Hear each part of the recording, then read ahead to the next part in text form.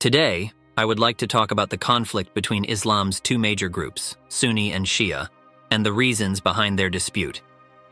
When you think of the Middle East and Muslims, what comes to mind first? You might wonder why there's constant conflict among them. It makes sense if they oppose other religions, like Israel, but it's puzzling to see them also fighting each other within the same religion for the same religious reasons. The ongoing tensions in the Middle East have understandably raised concerns. A recent significant escalation occurred with Iran and Pakistan exchanging airstrikes involving missiles and drones, sparking fears of escalating conflict in the region. On January 16th, Iran carried out missile and drone attacks against the Sunni separatist group Jaish al-Adl in Pakistan's Baluchistan territory. On January 18th, as a counteraction, Pakistan launched missile strikes targeting Iran's southeastern province of Sistan and Baluchistan. This escalation of conflict has brought the Middle East, including the Gaza Strip, dangerously close to facing another immediate crisis. The conflicts within countries of the Islamic cultural sphere originate from the deep divide between Sunni and Shia. Despite sharing an Islamic cultural heritage, these groups are deeply divided on religious grounds. For example, Iran and Pakistan, although both are Islamic states, have long been at odds. Iran is predominantly Shia, with 94% of its population following this branch of Islam, which is in the minority globally. Conversely, Pakistan is primarily Sunni, with Sunni Muslims constituting the majority branch within Islam. Despite their shared faith, Sunnis and Shias often have hostile relationships. A lot of the conflict in the Middle East can be seen as stemming from Sunni-Shia tensions, as this divide plays a significant role in the region's unrest. The divide between Sunni and Shia Muslims may appear more significant to some observers than the differences between Islam and Christianity. From the outside, they might seem like adherents of the same faith with minor differences. However, within these communities, the perspectives diverge greatly, frequently marked by accusations of betrayal, apostasy, and heresy. Marriages between Sunni and Shia Muslims are uncommon. Additionally, there's a mutual disdain for each other's halal slaughtering practices, which transcends simple dietary rules and is viewed as a rejection of products made by those considered heretical. This hostility is so deep that, for instance, Sunnis might refuse even crops grown by Shias. So, this raises the question, how did Sunnis and Shias, both part of the same Islam, end up divided? And why have they become so antagonistic towards each other? Let's explore the reasons behind the Sunni-Shia conflict and delve into the background of Middle Eastern conflicts. The conflict between Sunnis and Shias goes back over 1400 years. Chaos and discord erupted within Islam following the death of Muhammad, the founder of Islam, in 632. The real issue wasn't just that their leader had died, but that Muhammad had not named a successor to lead Islam after his death. Thus, the remaining people were left to nominate a successor themselves, which already sounds like a situation ripe for conflict, similar to a royal succession. Well, at least with royal successions, one of the bloodline takes over, even if factions split and fight or coups happen. However, nominating a religious leader's successor is, in reality, more complex. Ultimately, Islam split into two factions, Sunni and Shia, over differences in opinion on who should be Muhammad's successor or representative. Sunnis believed that the Islamic community should appoint a capable person as caliph, according to Quranic procedure, while Shias insisted that the caliph must come from Muhammad's bloodline. The reason these two factions adopted different positions is because they interpreted the role of the caliph differently. Sunnis viewed the Prophet Muhammad as the last prophet, with the caliph simply being a leader of the Islamic State and the highest religious authority, not necessarily needing to be from Muhammad's bloodline.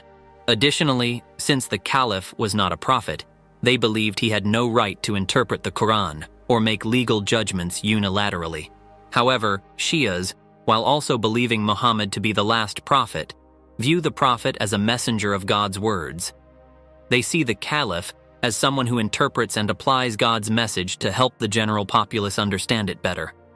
Therefore, they hold that the caliph, being in a sacred position with the authority to interpret the Holy Quran, should naturally be a bloodline of Muhammad. Obviously, this is strictly different based on one's beliefs, so there's no right answer. It's just a matter of what one values more. At the time, since Muhammad had no sons, Shias nominated Muhammad's cousin and son-in-law, Ali ibn Abi Talib, as his successor. Sunnis vehemently opposed this. After a power struggle between the two factions with opposing stances, the first caliph was finally elected. The first caliph was Abu Bakr, a close companion and trusted ally of Muhammad during his lifetime. The second caliph was Umar, who converted to Islam after initially persecuting Muhammad, then became a loyal follower and companion. The third caliph was Uthman, Muhammad's son-in-law, and the fourth caliph was Ali, Muhammad's only blood relative, his cousin and son-in-law. The first four Muslim leaders ruled according to the Quran and Sunnah.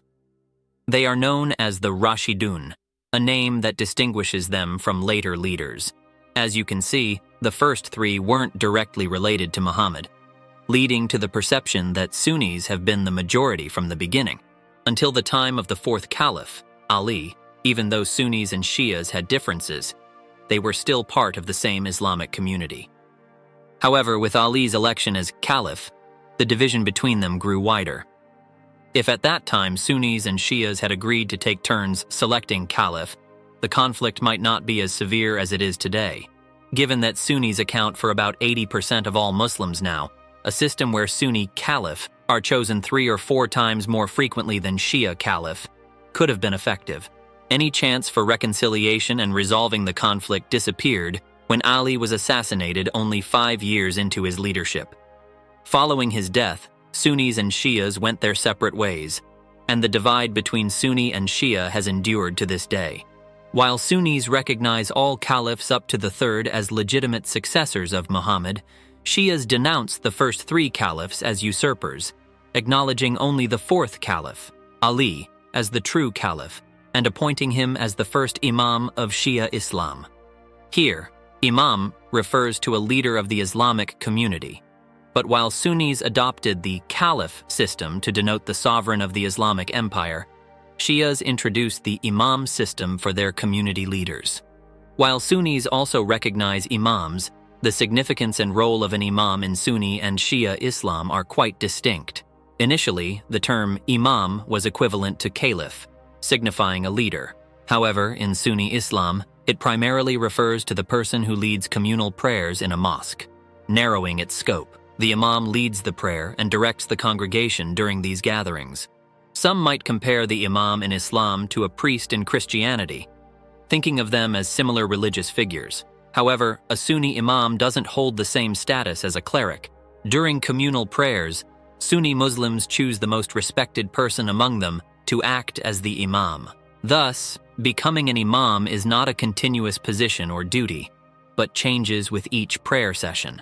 Most Sunni imams have their own professions and come to the mosque to lead prayers before returning to their daily lives. Of course, large mosques may have a permanent administrator, so someone with specialized training might work as a full-time imam. In principle, every adult Muslim is qualified to lead prayers as an imam, and there's no need for a special clerical process or ceremony to become one. However, for Shias, not just anyone who leads prayers can be considered as an imam. As previously mentioned, they recognizing Ali as the first imam shows that Shias view the imam as a divine representative, inheriting spiritual authority directly from Muhammad. In summary, Sunnis consider the role of the imam as a temporary duty that any qualified individual can fulfill, whereas for Shias, the imam holds a divine, unchanging status. Thus, even though they both adhere to the fundamental teachings of the Quran, Sunnis and Shias have deep-rooted differences that have historically hindered harmonious relations between them.